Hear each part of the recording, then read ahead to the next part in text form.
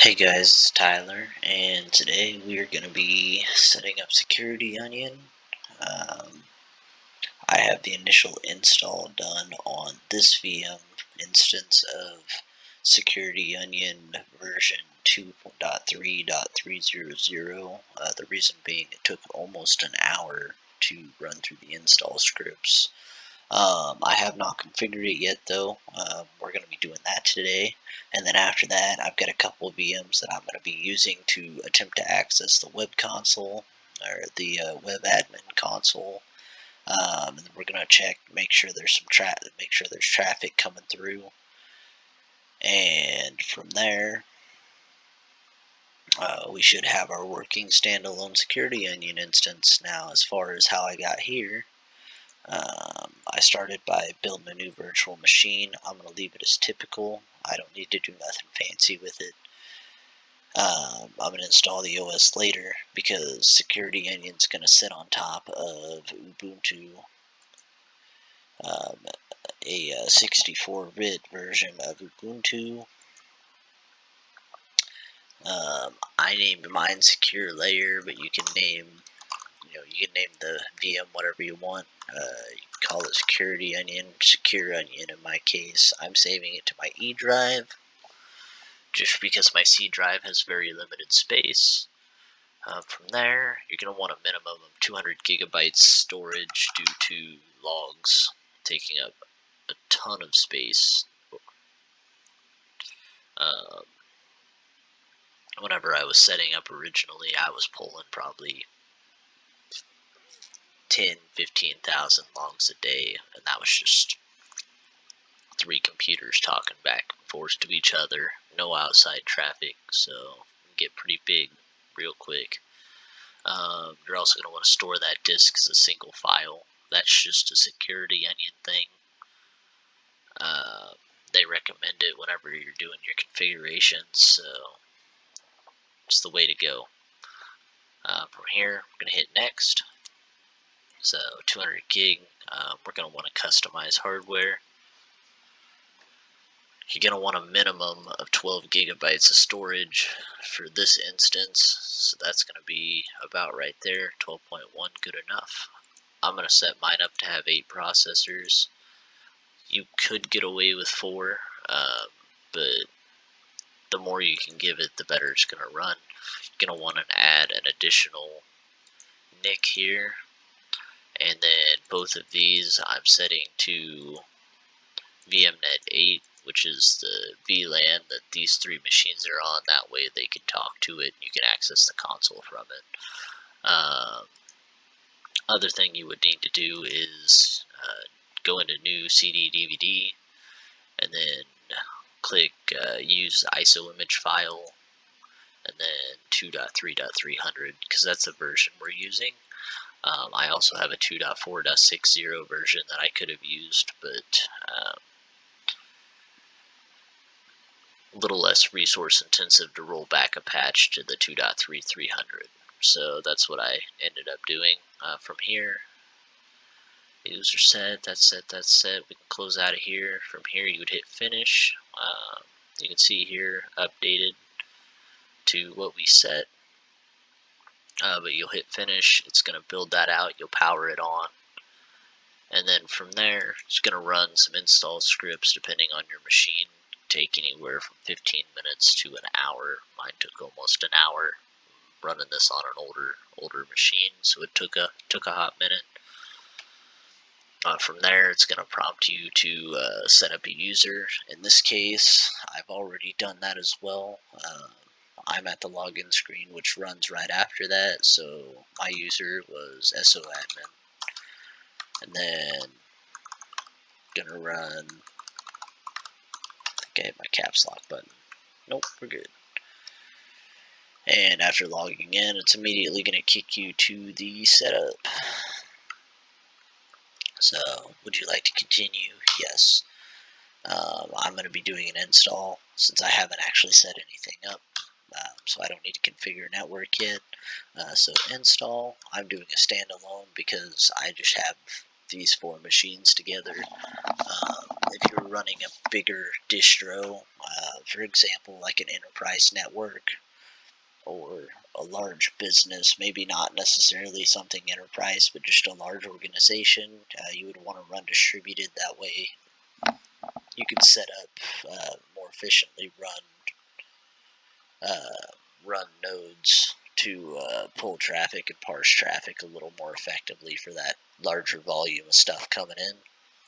So standalone, I'm gonna hit OK. It's gonna give you a license agreement for Elk Stack or Elastic Stack. You can just agree to the terms for that. That's just one of the utilities available to help parse through traffic. So agree. Oops. Click back in there. OK. I'm going to name the host SecBoss. You can't name it Security Onion. It'll yell at you. You name it anything else, but it will yell at you if you try to name it Security Onion. There. Continue. I'm not going to give a description for this. I know this is my only node, so I'm not too worried about that. From here, 2 different NICs I could use. My management one, I'm going to use 34. It doesn't really matter which one you use as long as you have a second NIC available for traffic to come in through, because this one's going to be your designated management for your web interface access. So from there, we're going to hit OK. I'm going to leave mine static, that way I can assign it. So what IPv4 address would you like to assign to the Security Onion installation? Going off my IP scheme, which I have here, and I actually forgot to add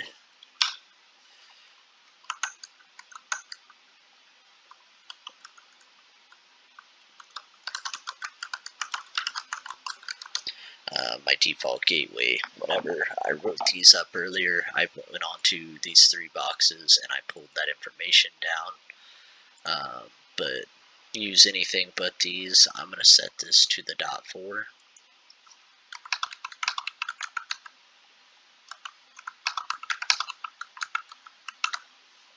And then you do have to put the CIDR after, so I'm going to do a hack 24. Hit OK. My gateway, this is my default gateway, which is going to be this .2.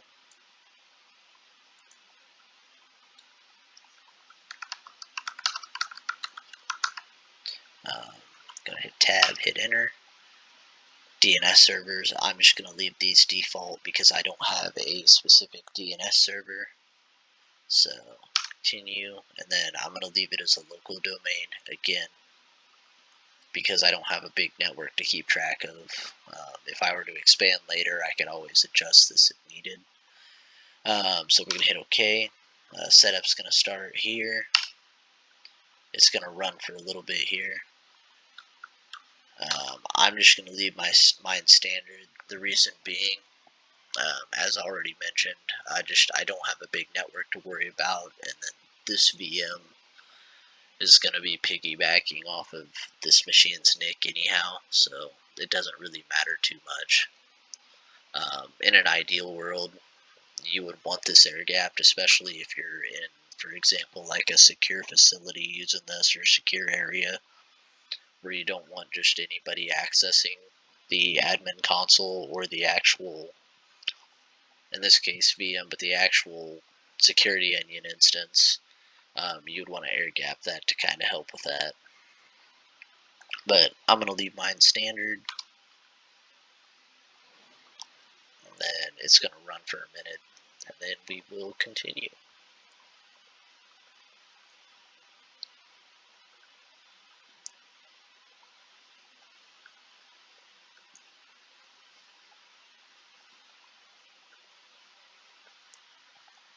Now, as far as how you'd like to connect to the internet's the next one.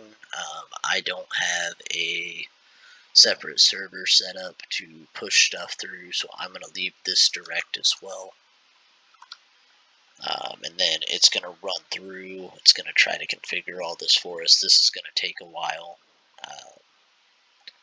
Depending on how long it takes, I may clip this video and put a second video up here shortly, continuing on from this. Once this check and this initial configuration is done, and then we'll run through the console and make sure that we're getting our traffic, and then before those two, we would have to go in and allow one or all three of these other hosts that I have, using the so-allow command to access the management console. That way we can actually see that, get that GUI and see that what's going on there. So we will resume here shortly.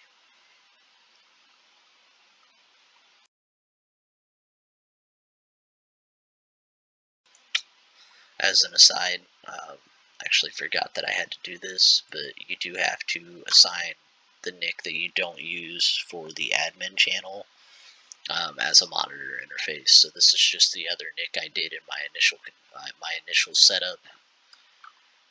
So hit OK, and then you can leave this automatic. Don't really recommend it. Just security so that it's not reaching out on its own. I'm going to set mine to manual. I don't plan to update this for a little bit. I'll hit OK. Then home networks. The reason that these three are here, the 10, hack 8, the 192.168, hack 16, and then that hack 12 is because those are all private networks. And as I'll show you when I spin this Kali box up, actually you can see it here. Though this box is going to fall under that private network. That way that covers, since they can be schemed any of those three ways, that just covers any possible private IP scheme that you may have. I'm actually going to go a step further here. I'm going to put the 10.10.128.0 hack 24 on here as well. Okay. I'm going to leave this basic. This just gives you a lot more customizability as far as how you set up. I've never messed with that before, so I'm going to leave mine basic. Hit OK. And then I'm going to select Zeek because it's also going to use Suricata anyhow, but these are what you're going to use to collect your data, collect your traffic, kind of visualize that once you get on the console. We'll pull some of that up once we get on there. Suricata is going to be used to get your alerts, and then Zeek's going to give you that correlation data to try to piece together what's going on. So hit Zeek, OK. I'm just going to leave this as ETO. And then optional services, I'm going to leave all of these on. The reason being is that in the long term, I am intending to set up and build this instance out further. Maybe eventually also convert it to a distributed setup rather than standalone. This is just going to give me the most possible tools to work with as far as options in the tool belt for looking at, analyzing, and protecting depending on the traffic that's coming through. So leave all four of these checked, hit OK. I'm just going to accept this. I don't have a need to edit anything with the Docker. And then for email address, we're just going to do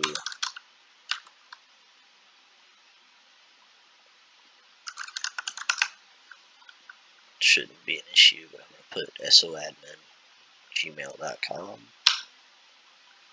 See if it'll take it.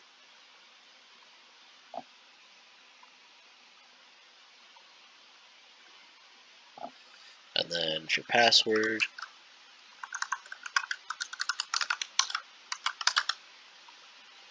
gonna have me re-enter it.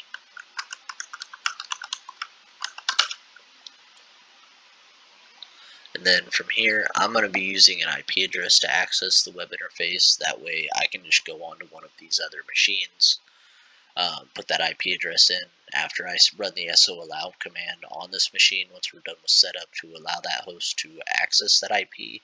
That way I can access it directly from these boxes. So I'm going to leave that as IP. Okay. SO remote is going to be just an alternative account. Allows for more effective remote access.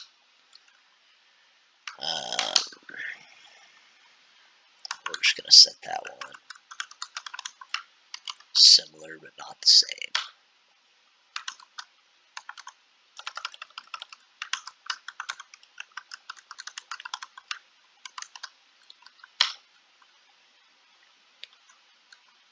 I'm just going to leave this basic because I'm not overly familiar with the configuration requirements for the different components for Security Onion.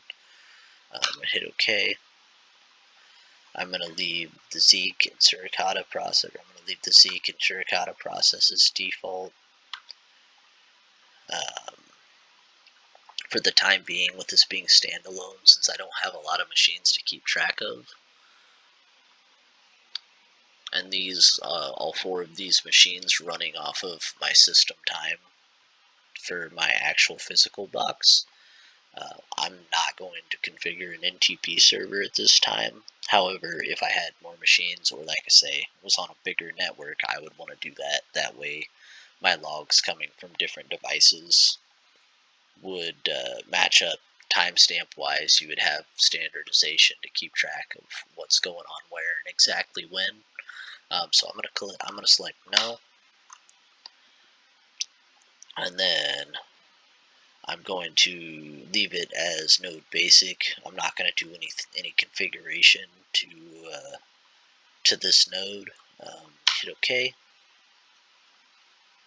and then from here we're going to run SOAllow. Once we're done, I'm going to hit no here,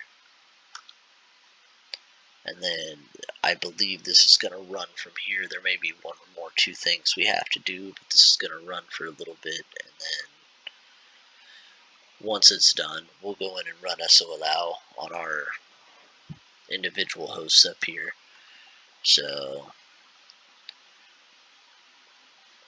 as you can see, this is just an overview of the stuff that we configured. Management NIC, our host name, it's a standalone version. And then, of course, our management IP, which is the 10.10.128.4. We're going to want to put this on here. I'm going to put that as admin console.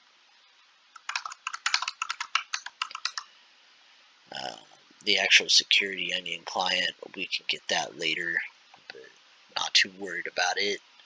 So minimize him, and then step back in here. Got that, and we're just going to hit yes, and then this is going to run for a while. It's going to go through all of the different components of Security Onion. It's going to look for updates for them, and then from there it'll finish up. We may have to do a restart after that, and then from there we'll be able to run our SOAllow command, and we'll be able to go in on one of these other boxes and make sure we got access, and then we'll need to check for traffic, and then we should be good to go, all set up. So we'll continue here shortly.